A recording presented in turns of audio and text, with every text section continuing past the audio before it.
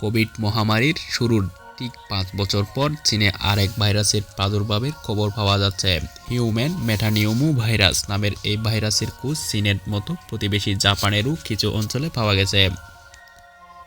HMPV কেমন virus? এটি মানবদেহের জন্য কতটা বিপজ্জনক? এই ভাইরাসেও কি কোভিডের মতো মহামারী বা অতিমারী হওয়ার সম্ভাবনা আছে? এইচএমপিভি কি? নতুন আতঙ্ক। এইচএমপিভিও কোভিডের মতো একটি শ্বাসযন্ত্রের রোগ যা ফ্লু বা সর্দি কাশির মতো লক্ষণ সৃষ্টি করে।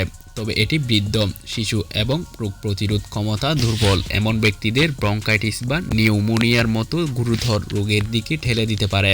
করোনার মতো ভাইরাস হলেও এইচএমপিভি একই ভাইরাস পরিবারের সদস্য না।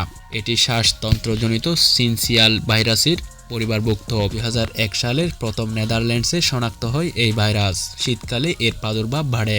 এইচএমপিভি কিভাবে ছড়ায়? লক্ষণ কী? আক্রান্ত ব্যক্তির হাসি, কাশি বা শ্বাসতন্ত্র থেকে বেরোনো যে কোনো কিছুর সংস্পর্শে এলে অথবা সংস্পর্শে আসা কোনো জায়গার সংস্পর্শে এলে এই রোগের আক্রান্ত হতে পারেন।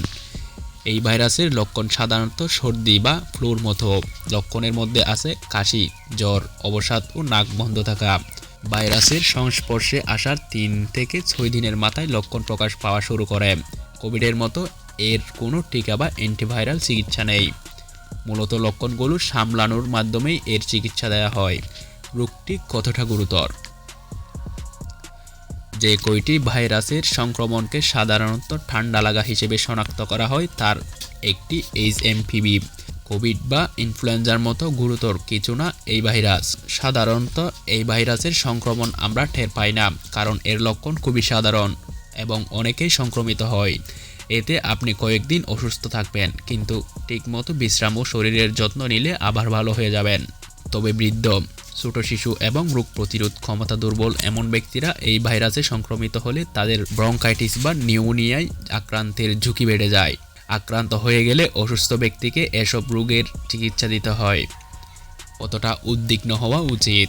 বিশ্ব স্বাস্থ্য সংস্থা এবং মার্কিন রোগ নিয়ন্ত্রণ ও প্রতিরোধ কেন্দ্র থেকে এ নিয়ে কোনো সতর্কতা আসেনি।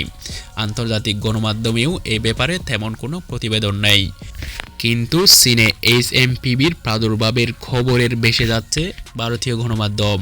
শীতে শ্বাসতন্ত্রের ইনফেকশন বাড়ে, তবে এই রোগগুলো তুলনামূলকভাবে কম গুরুতর। 2023 সালের তুলনায় 2024 সালে চীনে এই ভাইরাসের সংক্রমণ কম হয়েছে। বিশেষজ্ঞরা বলেছেন, এইচএমপিভি শনাক্তে নতুন প্রযুক্তি আসায় সম্প্রতি এর সংক্রমণের হার বেশি দেখাচ্ছে। স্বাস্থ্য বিশেষজ্ঞরা আরও বলেন, এই ভাইরাস নিয়ে মহামারীর উদ্বেগ দেখতে পাচ্ছি না, তবে সংক্রমণের সংখ্যা আসলেই বেড়েছে। বিশ্লেষকরা বলছেন, এইচএমপিভি সংক্রমণ কোভিড-19 এর মতো গুরুতর হওয়ার সম্ভাবনা নেই, কারণ গত কয়েক দশক ধরে এই ভাইরাস বিরাজ করছে।